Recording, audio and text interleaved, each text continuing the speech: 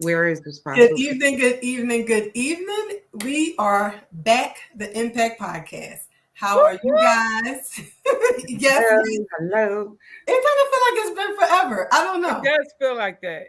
Yes, right.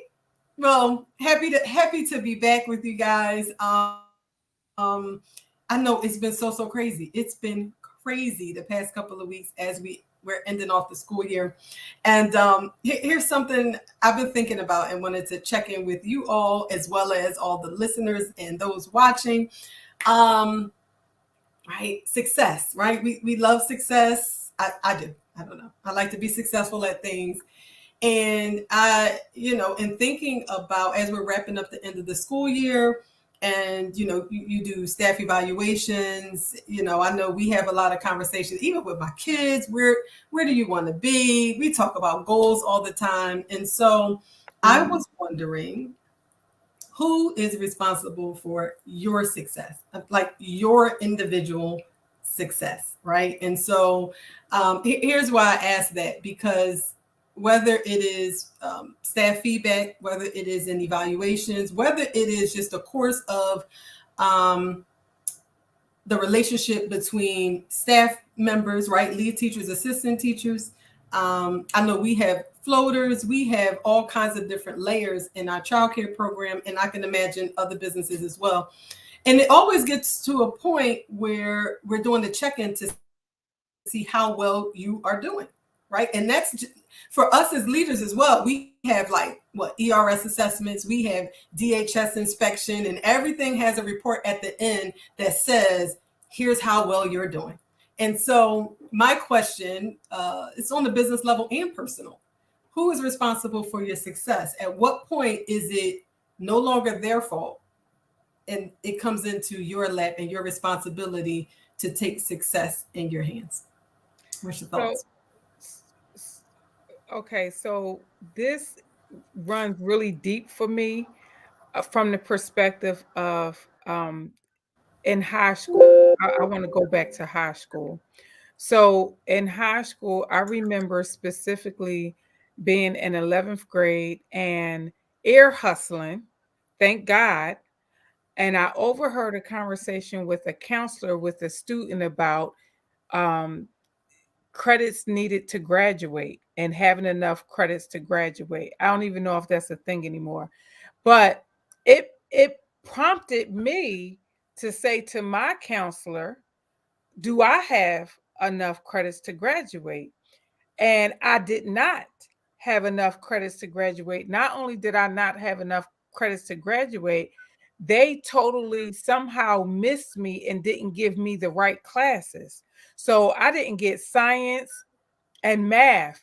The only thing, so from 9th, 10th, and 11th grade, ladies, I didn't have like algebra. I didn't have none of the sciences. Like I didn't have none of the stuff that you're supposed to get in high school. All I had was that first year of math and science and all that kind of stuff. Even with world history, I didn't get any of that. And so here I am having to now go to summer school so that I could graduate on time with my peers in 12th grade. And so all of those classes that they neglected to give me, I'm a child. I'm 16. I don't know what I don't know. I don't know what I'm supposed to have. Right? And my mom didn't know, like as a parent, right? You wouldn't think, even now, you wouldn't think to go to your child's guidance counselor and say, I just want to make sure my child had. Who does that? You We expect we assume that the administrators are doing what they're supposed to do, ensuring that everything is the way it's supposed to be. And so that change in terms of leadership and accountability and success, that has forever changed my everything, because I am so super vigilant to make sure that I have everything I need. Like I will not be left behind, and I will not put my fate, my success, my anything in anybody's anything. Because what that taught me is that people are human and everybody can fall through the cracks, not intentionally. And I really felt like, not that it was intentional, I didn't feel like it was intentional, but I fell through the crack. And if I wasn't ear hustling, I wouldn't have graduated with my peers. I would have got to 12th grade, and hopefully somebody would have said and not waited until it's now time for me to graduate and say, oh, you can't graduate. Like, I can't even imagine, right? So I really took that with me and everything. So then I go to college, and I went to community college, and my academic advisor sucked. I went to Chestnut Hill. My academic advisor sucked. I went to Arcadia. My academic advisor. So I was like, this is why. So I immediately figured out what I needed to do, and I managed my courses and my credit my whole college experience. And so in business, very much the same way. When I was a director, very much the same way. And so my expectation is really high for people to take ownership of what they need to succeed. Now, I'm here to help you, but you're not going to put the ownership on me when I've given you a list of things that you need to succeed. So then when we're having that conversation, I don't want to hear excuses. I don't do excuses when you didn't ask for help and help was available. See, and that's also where my question comes in at, because at what point is it, well, you should have asked? Because, and I asked that because sometimes it could be, oh, well, I didn't know. So on the other end, it's like, well, why didn't you ask? But it's like, well, because you were supposed to tell me. So you have that great. But it's all of this pointing and blaming. As a leader, we cannot sit in the seat of point and blame. As a teacher, we can't sit in the seat of point and blame. Like, there's no in ECE, there is no room to point fingers. It's all about what's the solution, who's going to take accountability, who's going to be responsible, and how can we move forward? Because the only thing that matters is the solution at the end of the day. That's it.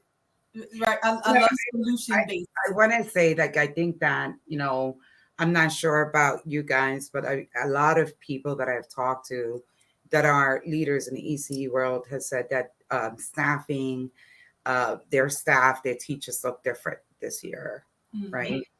And that has a lot to do with COVID and coming back, right?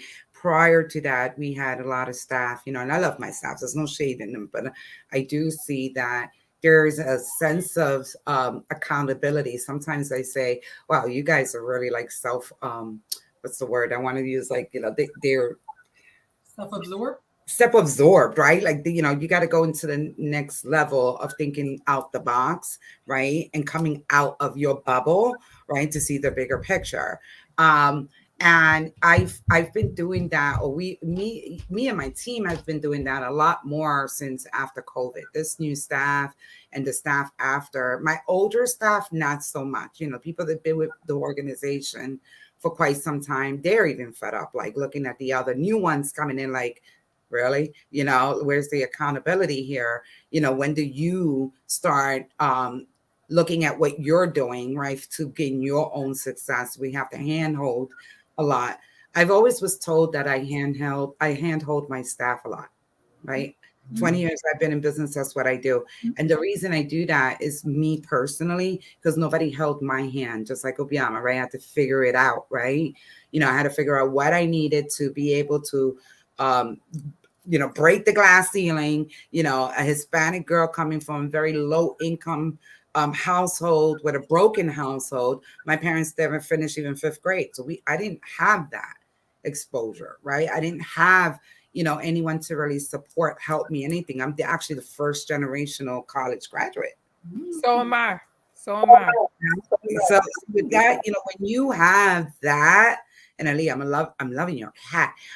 When you have that, when you have to go through those things, you have to kind of like figure things out and say, this is my goal and I'm going there. And how am I going to get there? Right.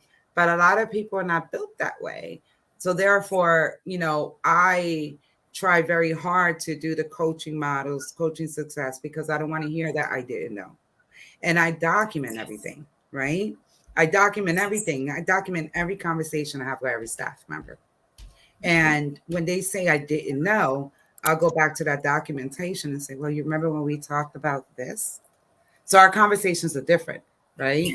And so what I've noticed by doing that is that our conversations are different now. It's not I didn't know.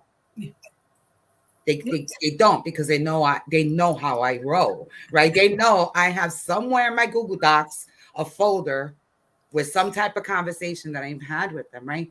But still you get one or two, right? That are always like, it was the director, it was the owner, it was this, it was that, or they just deflect instead of self-reflect, right?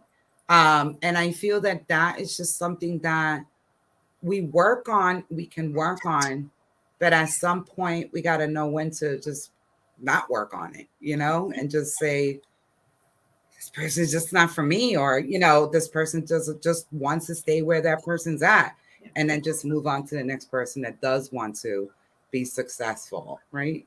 Yeah, because people do get comfortable, and I think that makes me think about equality versus equity, right?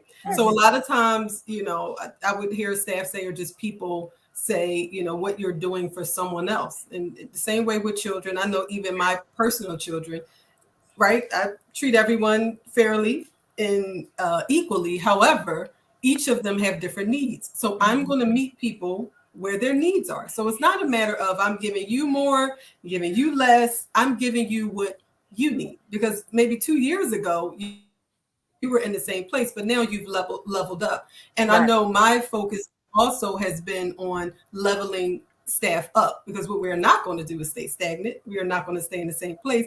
And as I am leveling up, I am expecting the same from you. And so I agree with you, Damara. Same thing is, okay, where are we now? So with our quarterly meetings, same type of thing is particular questions that we ask, which is like, what's working, what's not working, what are you confused about, what's missing? That way we don't, and I think I mentioned it before, which is why I try to stay away from the annual evaluation. It's so much time in between. And if we don't have conversations for a whole year, how could we have checked in to say, oh, okay. Oh, so even if you didn't ask, I'm asking you so that you can respond. So it kind of takes out that excuse, because it's easy to say, oh, I didn't know. But I asked you. Right? Right. And it's a cop-out too. I think the other part of it is, as a leader, once we provide the space, the opportunity, and the platform, especially, I know that the both of you have an open door policy. So if I have an open door policy and I've made myself available and accessible, in addition with saying, if I'm not available, this is who you can go to, and even both of you have provided outside support by having me come in and talk to the staff. So there is absolutely no reason for anyone in your two organizations. I can't speak about other people organizations, but in your two organizations to have an excuse, because the resources are in abundance. And so if you don't know, it's because you don't want to know. We did, I was just telling Aaliyah before we went online, I just finished some of my end of the year meetings with my staff. So I in our organization, our directors have like a check-in with the staff. Sorry, my educational directors have their own check-in with the staff and I have my own. And the reason I do that, because overall I want to see how the organization's doing, and anything we need to do, maybe in human resource department, or any improvements, as everybody's always like using this time to really improve and create those strategies, those strategic plannings, right? Those CQIs for their programs. And it was interesting that one of the questions were, what are some of the perks of working for the organization, right? And a lot of them was like, you are the only program that I've ever been to that provided so much coaching support. And in addition to that, so much professional development. Yes. At my fingertips. I was trained till I was blue in the face. She's like, I've never seen that in an organization. I've never and these are from people that have worked from other organizations, experienced teachers, and those are the things that that was like a really high percentage question, and which I obviously know that works. It's working, right? That's what's building our team, and the coaching supports is definitely building our team. They enjoyed that, right? They felt valued, they felt appreciated, they felt supported to reaching those goals. Yeah, and some of it was like, yeah, we're gonna do this exercise where we're gonna put what everybody's responsible for on a board, a big wall. We're going to use big, huge poster boards, poster stickers, and I'm going to fill this whole entire wall, even if I got to go outside and do it in the building. And I'm going to say, go pick out what you think is your job or responsibility. Because I think that would be a very interesting exercise.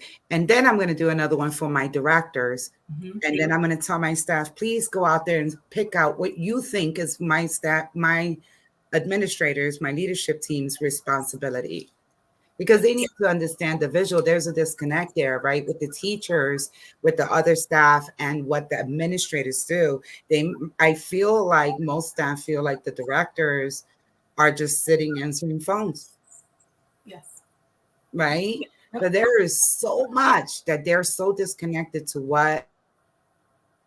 You muted yourself, Demir. I'm sorry about that. There is so much of what those responsibilities are, right? That maybe that would help them see that self-reflection. Yes. Right? Well, I can't always go to this person for things that I'm supposed to be taking care of.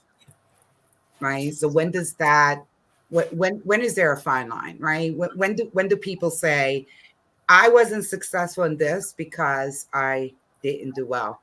I actually had to tell a teacher that that person was just really deflecting. Everything was an excuse, and it irks my soul. Stop making excuses. Just say I didn't do it. Whatever. I dropped the ball. I'd rather expect somebody to be that transparent, and say, okay, I love it. I love your realness. I love that you were straight up. Let's work on that, right? Yep. But it was just like blame. And then because I have this and I have this degree and I have this, and I said, stop telling me I had to very nicely, you guys would be so proud of me, take some woosah breaths. And I said, stop telling me what you have and start showing me what you can do. Yes. That's the key. Yes. Is in the action. And I know it's interesting. One of the questions I specifically asked in addition was, and I asked it for a reason. So tell me what you could do, because, right, I don't want to, it was a lot of feedback under everybody else. And let's talk about you real fast, right? And I wondered something I wondered about. I don't know if you guys have heard about the Johari Window, mm-hmm. and that's something I want to uncover. Mm-hmm. I want to uncover. See, these are the type of things, stepping outside of the box. I don't want to use ECE or childcare terminology. I want to break into the stuff. Right. Yeah. Which is, let's talk about this Johari Window. And for those who aren't familiar, it's really this quadrant, right? Yeah. And we love the area of, here's what I've shared with you. So you know it because I told you that. Mm-hmm. But then there's a space where I'm not aware of it. So, it's a blind spot, and it's a blind spot area that sometimes other people have to tell you about because you just don't know. There is an area that no one knows. I guess I'm not aware of it. You're not aware of it. And maybe at some point it'll come out. And then it's some things I know about myself, but I don't show it to you. So it's this 4 boxes. You can look it up, JOHARI. But there's definitely blind spots that sometimes us as leaders and business owners have to bring out.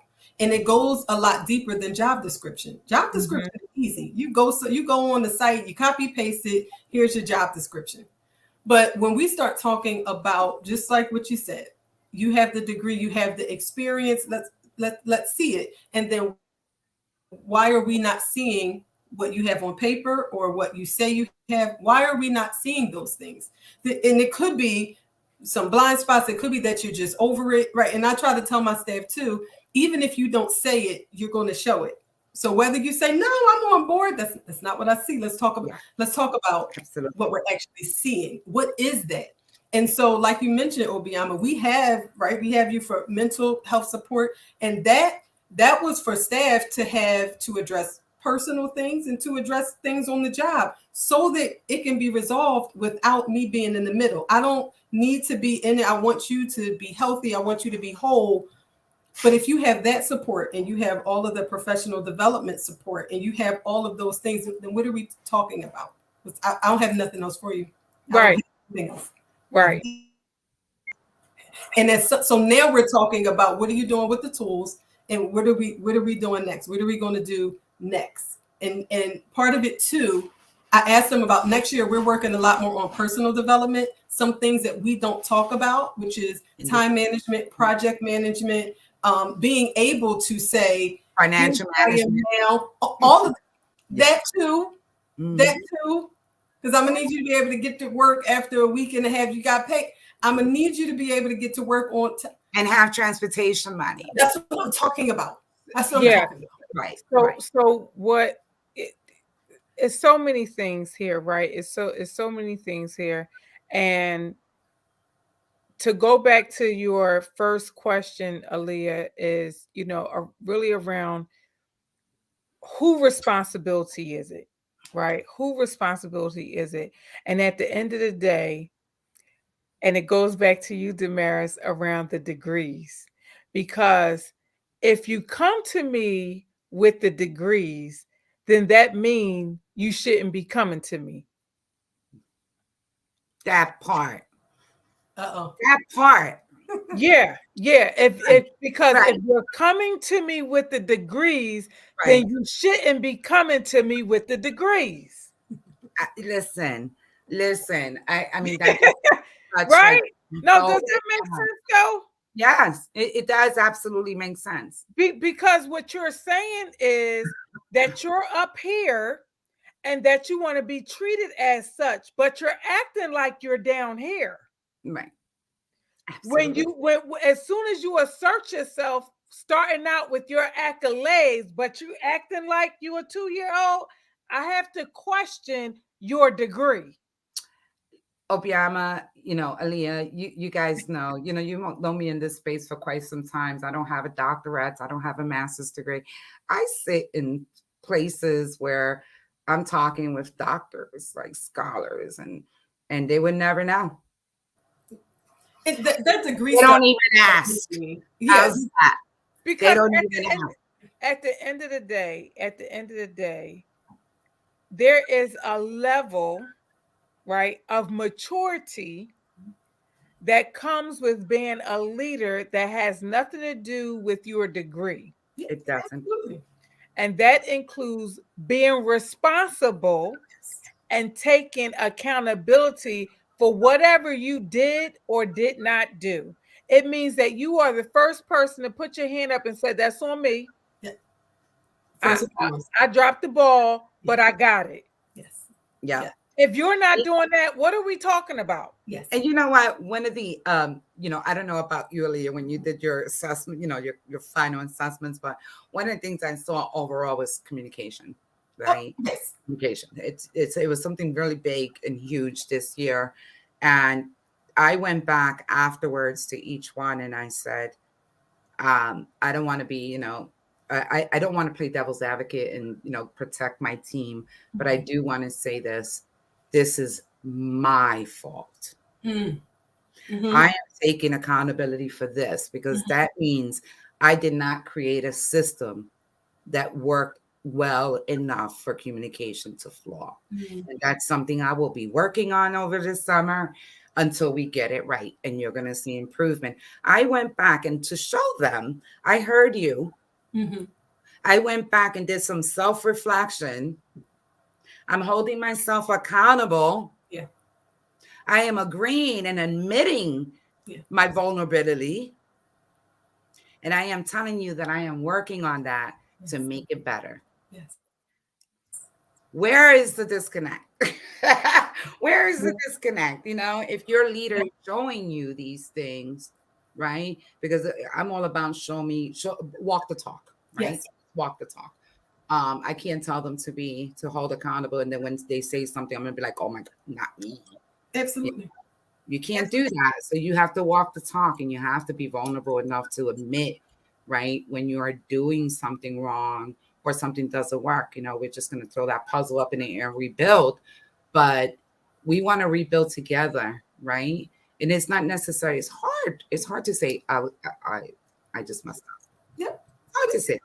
But please, and I think people respect you more, right? There was a point today in our reflection meeting where I was like, I saw one of the feedback. This is an interesting one because is my responsibility, but I did let them know at the beginning of the year it will be a shared responsibility. And I think that's something you were saying at the beginning, Obiama, right? Like the counselor and you, at some point, there's a shared responsibility. Yeah. I think in this work that we do, right, there's a shared one with us, the staff, the families. We all are really invested together. We have a shared responsibility. It's not a clear start and end in the work that we do in a lot of businesses.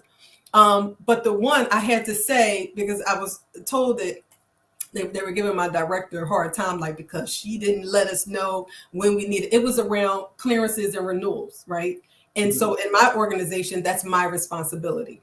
So it was, and here's the transparency, guys, because I'm going to give you all the good, fun, cute stuff. And then I had to really accept the violations that we had gotten because, oh my goodness, we didn't renew that, right? So I had to say, I do want to let you guys know that that wasn't her responsibility. That was mine. However, here's the other part. Yes, ultimately, because it's my business and I don't like violations and I don't want it to be those are like really avoidable violations. But, and I said this to them, in industries, in order for you to be qualified for a position, you must have your clearances, you must have your CPR, you must have these things. And so shared responsibility. Should I remind? That's nice. Yeah. But it's not required. It is not required because in any other industry, whether it's medical, law, construction, plumbing, let you not have your OSHA up to date. Yes. You are no longer qualified for the position. Yes. So I said, right, so starting the school year, at the beginning of the year, everyone will have, here's where you are. Here's where your PD hours are. Here's where you stand. Here's your clearances as of right now. And here's when they expire at the beginning of the year. You put in your calendar, do whatever you need to do to have that responsibility as well as to when you need your stuff. Yeah. So there's some areas I was like, that was a me because we hadn't had that policy in place prior to now. But let me tell you where we're going, friends. And so this year too, our CPR class, because I was like, friends, I don't have to pay for that. I don't have to pay for that. And it's not a requirement on me. And we've spoken about that, Damaris, in regards to laying out here are all the things that we provide. All the things. But I have nothing else. And I have nothing else. And yes, my staff, I love all of you guys, but I'm sharing with the people because the people need to know. We give a lot. And I have nothing else to give. Here's the thing that and of course, because I know your program, I visited your program, Aaliyah. We've talked, we've worked together. And I want to say that if many other programs do the same, we wouldn't have to continuously remind people of what their responsibilities are, because they would have known that this is an organization, this is a industry that requires this. Obiama mentioned OSHA. I was a paramedic, right? I knew that if anything was missing, like all the time. Okay. I'm like, what job did you do? I've done it all. Listen, I can write a book, which I will be, but definitely I started my first business when I was 21. I was always a hustler, always. So with that being said, going back that I knew the responsibility, like I knew this is my job, this is what I need to do, and this is what, needs to happen in order for me to keep my job. It's plain and simple. You go any other industry, it is there, it's written, it's like the Bible, and you're going to lose your job, and people take it seriously, right? Because it's the way that the organizations and the companies share that information, whether if it's in their policy, whether if it's on their or onboarding the human resources. They set that tone from the beginning. And I feel like childcare businesses, organizations do not, right? And I get it, staffing shortages. You have to like throw somebody in a classroom really quickly to not lose that, for the money. And they forget that onboarding, and they forget those conversations. They forget, to have like those, hey, wait, hold up. Yes. I had to put you in this class to not close it down and lose this money. But let's have this conversation about who we are as an organization, what our expectancies are in this organization. Yes. Right. And I feel like that makes our work, people that do that, a lot harder. Yeah. Because overall, this is an industry. Childcare is an industry. It's a professional, right? Just like any other industry, whether if it's a hospital or anything like that, this is an industry and it's a profession. And we need to really make sure that we set that tone from the beginning for all staff. Because let me tell you a secret. People like to work in industries and organizations that have rules and regulations, sets expectations from very clear in their need. Agreed. Just like children, right? Having expectations and boundaries and choices and all that. I agree. You're absolutely right. And people can thrive in environments like that. They can thrive. They know what to expect. They can build, right? Yes. Room for improvement is room for growth. Agreed. Right? Agreed. Both for our organizations. And many others, that I know that do set those expectations from the beginning. And so you have less of, you still have one or two folks that'll be like, not me, that person, and you just want to choke them. But, professionally, you're like, okay, let's talk about this. We work on building that, but there's still organizations or, smaller organizations that don't build that foundation. And oh my gosh, the staffing shortages, the staffing turnover that comes on, it's all a big wheel, right? And the unprofessionalism, the supervision, the lapse of supervision, and everybody's getting cited, and here goes DHS, here goes these slots being lost and stuff. It all comes and stems from that. Yep. So folks, work on your policies, work on your onboarding, work on your building that those expectations from the door in your organizations. Agreed. And here's the other thing, even as like I'm listening to you guys and just thinking about some of the things that I've seen this year, that you're certified. Why am I seeing this? So I'm going to say this, right? Because I've always said this, and I always had this view, and this might not be a popular opinion, but I'm going to say it anyway, because, I love controversy. Controversy is money. It's money. So let me just say that. The United States absolutely is horrible with teaching. Their educational system is horrible. They just push people through. There is no time management. There's nothing to really support new incoming teachers and organization skills, right? So I'm going to go back to Puerto Rico. By the way, folks, I only went to Puerto Rico. I only went to school in Puerto Rico when I was in 5th and 6th grade. So I didn't do no college level or anything in Puerto Rico.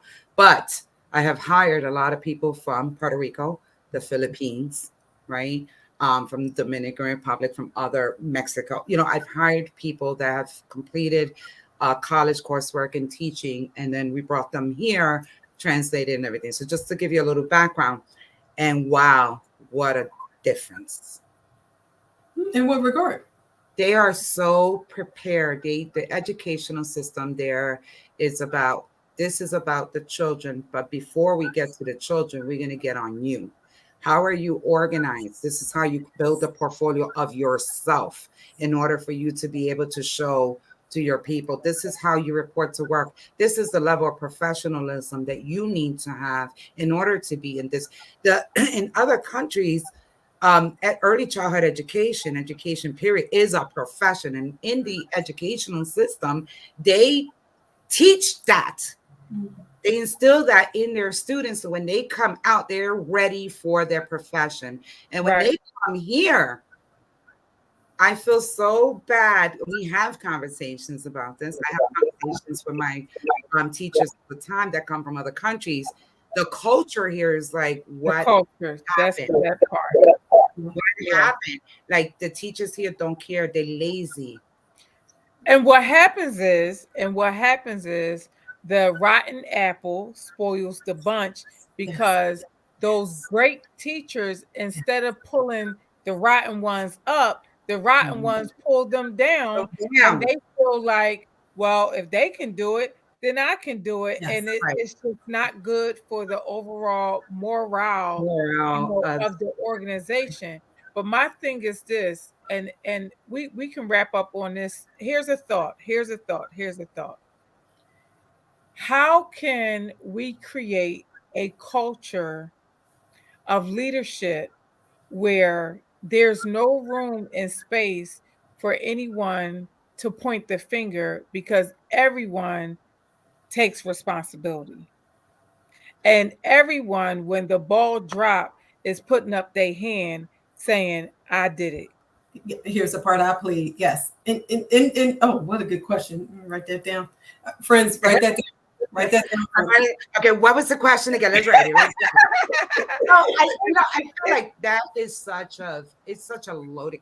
That question has so many meanings. Well, we it's definitely something to marinate on, right? And but just something to think about, because as we go along in this profession, and I had this conversation with a friend yesterday, and it's like COVID changed everything. Yes. Like, it wasn't perfect before COVID, but it has It really ripped the impacted the band-aid to a quality. wound. Yes. The quality, Yeah. I mean, across the board, even from a governmental and state, like, they're not coming out the way that they used to.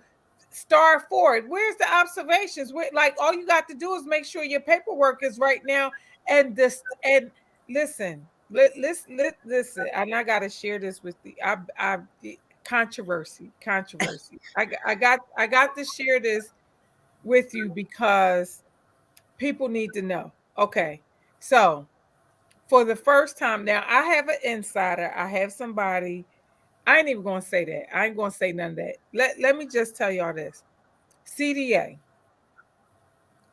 CDA. So when a person don't pass the CDA test, all they get is an email or a letter saying they need more training in whatever that area is, but it really doesn't tell them, like, I'm gonna go on mute so I don't interrupt, because I'm gonna jump in. So let me go on mute. Hold on. Keep going. no, this is good for you to know, Damaris. This is good for you to know. So they don't tell them they felt on the test, or they felt on the written part, or they felt on the observation.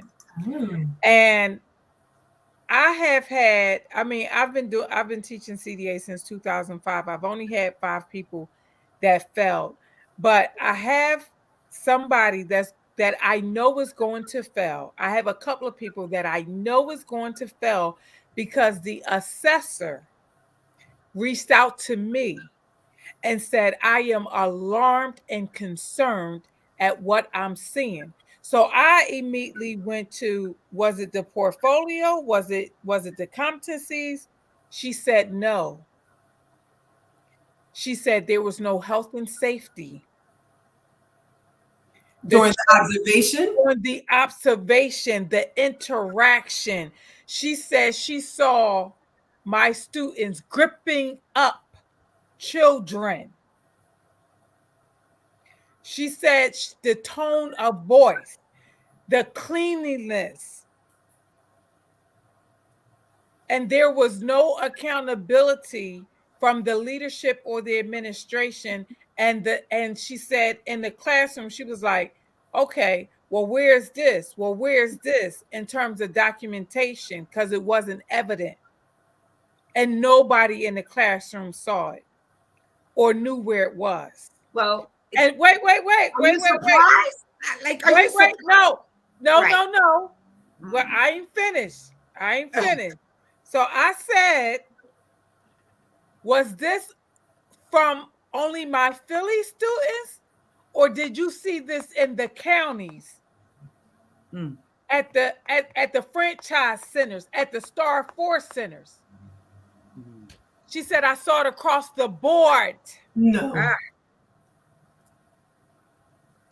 Mm. So is this related to the question of, because when you asked the question initially, my first thought though, because what I would never do, usually when something, I don't care what it is, when something kind of goes wrong, I'm always like, I start with me first.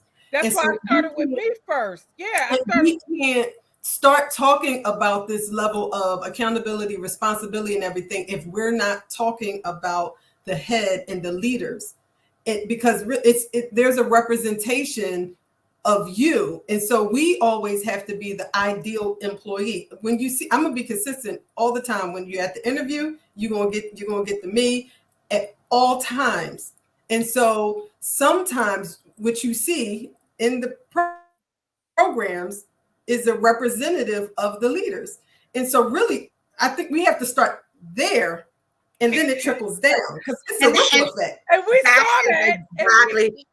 You know, when you started with the question, I was like, look, because you're right. And we're going back to how organizations, set their foundations, right? And set their space, right? Leaders. It's funny, Obiama, that is very sad. That is a conversation I've had with some organizations. And I said, how are you assessing? How are you handling this? But it's okay. It's not okay. You're not handling it because all you want to do is meet those quotas, meet those star levels, meet this so you can continue getting funding. I get the game, right? Because my brain works in money, right? So I understand that. However, that is not safe. So why don't you be more proactive than reactive? And then later on, when something happens, your organization is going to push the blame game on these organs. And yes, they should be held accountable. But so should you, because you provided them with that beautiful certificate that says they're doing exceptional and their children are coming here just so that way, and their families are enrolling, thinking that this is a high quality program, right? And our children are being hurt. They're being sent home marked. They're, not eating during the course of the day. Because at the end of the day, let me tell you guys, I would throw every certificate that I have out the window. If one of my kids get hurt, and I think my staff know this because I make that very known, I'm going to lose my license. Mm-hmm. But I'm going to lose it. I'm going to go to jail too. Because I'm a mom. Yes. Yep. I am a mom. And if you have your babies with me, I don't care who it is. If you hurt one of my children, because they become my children in my organization, it's going to be. We got a problem. We got a problem. Yes. We got a problem, right? My temper is just I worked very hard to work on my temper. My temper is just going to go 0 to 100 at that point. Yes. And I feel like, these systems, you already know, if you have these organizationally, we talk about this all the time, open up those doors for that. And it's not helpful to our children. It's not safe for our children, but also the staff. This is why we cannot get leaders coming into our teachers, building teachers. We can't raise the ECE pipeline because we have this system that is broken. Yeah. Yes. Well, clearly, because I'm really thinking about how we started the conversation. And so this isn't a blame on staff. No. Some staff are to blame. No, but it is a flashlight. But we're also talking about administration. I'm talking about not leaders of a program. We're talking about administration over these federal, state, high level who's creating these policies and things.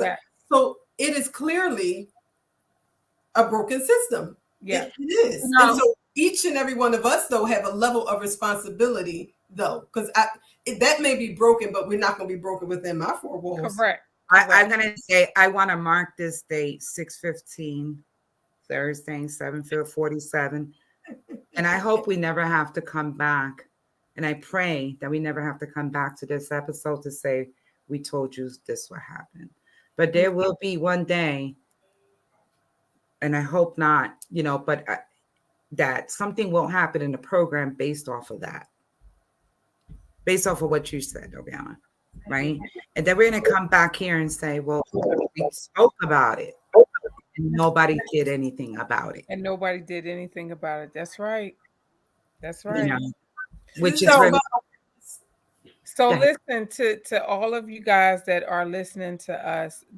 Hopefully this conversation was a mirror check, right? And we talk about these things to bring awareness to what's going on, to what's not talked about, and to say, how can we collectively, not pointing the finger, right? But how can we, as a community of leaders, do better? How can we do better? So that's it, you guys. It's nothing to be said after that. So that's our question. Chime in. We're in this together. And until next time, Impact Podcast. Have a good one. That was a deep one.